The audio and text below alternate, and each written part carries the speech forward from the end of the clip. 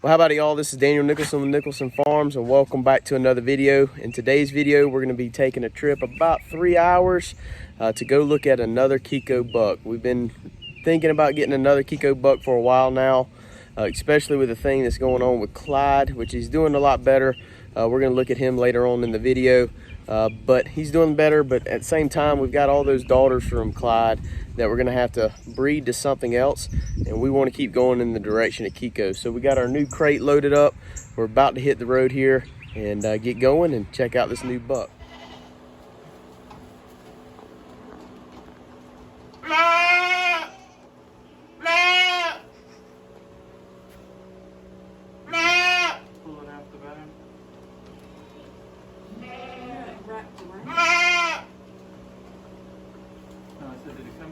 From the back of the thing.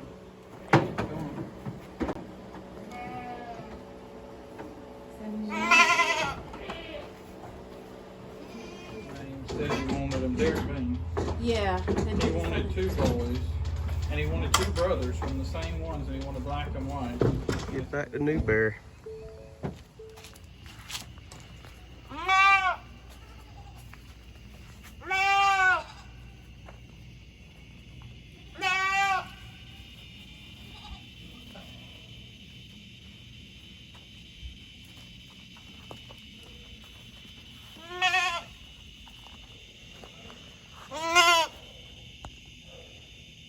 Welcome to Nicholson Farms.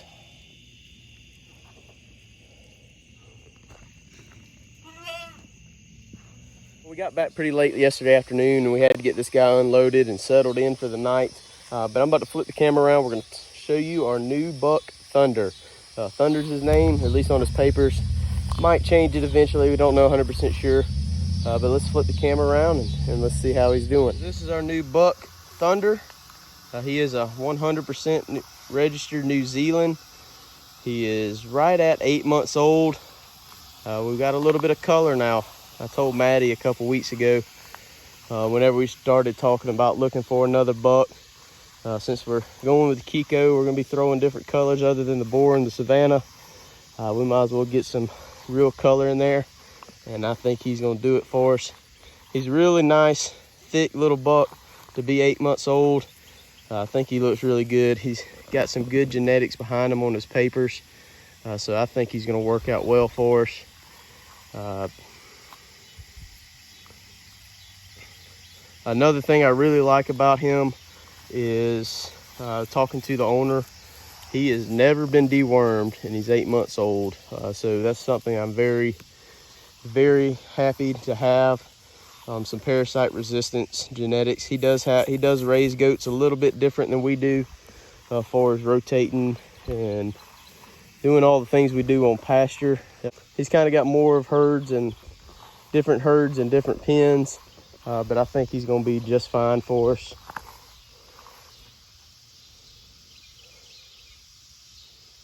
They ran behind the barn. We need to push him back out. We're trying to look at you, Thunder.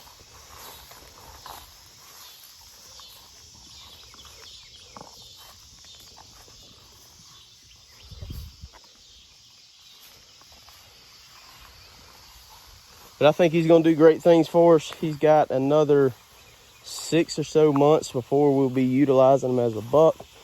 The plan is right now is to use him on Clyde's offspring, as long as Clyde's offspring continue to grow right. And I think we can breed them as 1-year-olds.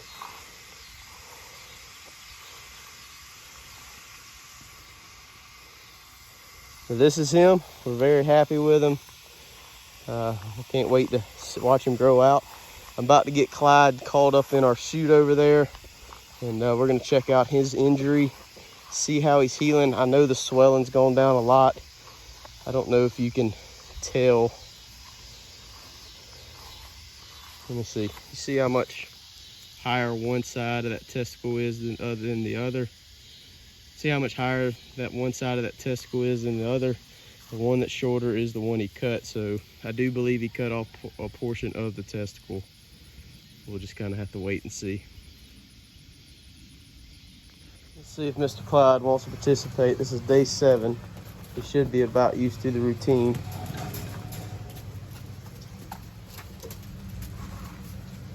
He has been just running back up in that chute, believe it or not. Don't know if that's gonna happen today.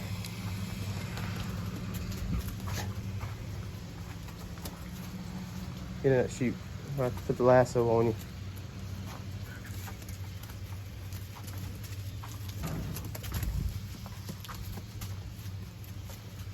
Hey.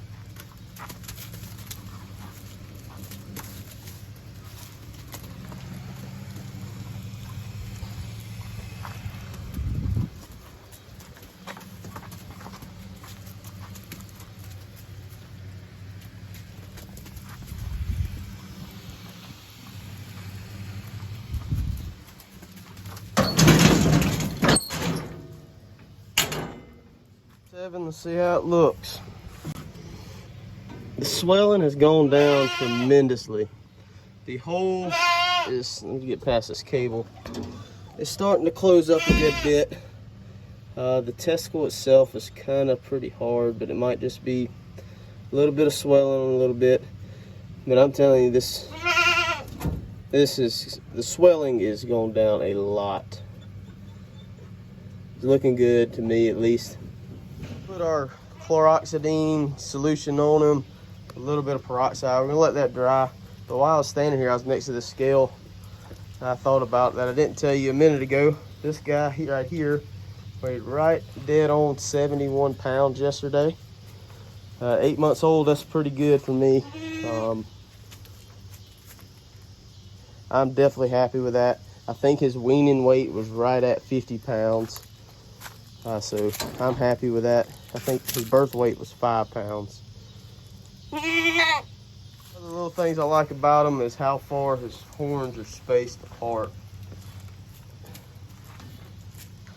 It doesn't really mean too much other than, you know, I've heard stories about other goats, especially when billy goats get to fighting, they'll get a hoof stuck in between those horns. Like if you look at Clyde's, and there's a lot of Kikos like this. If you look at Clyde's, it's really close together. I'm not saying his won't ever close up some, but you can see where a hoof could get caught in between that. Another thing, if I can get him run out there while we're talking about testicles on goats. Get on that. If I can get behind him. He has a really tight nut. He has a really nice tight scrotum. It's pretty well attached at the top. A lot of times, if you see billy goats that have a real narrow attachment at the top, that's going to portray in their daughter as far as their milk sacs. It can lead to problems such as, you know, blown out sacs, just too big of milk sacs, all kind of things like that. Clyde here, his is all right.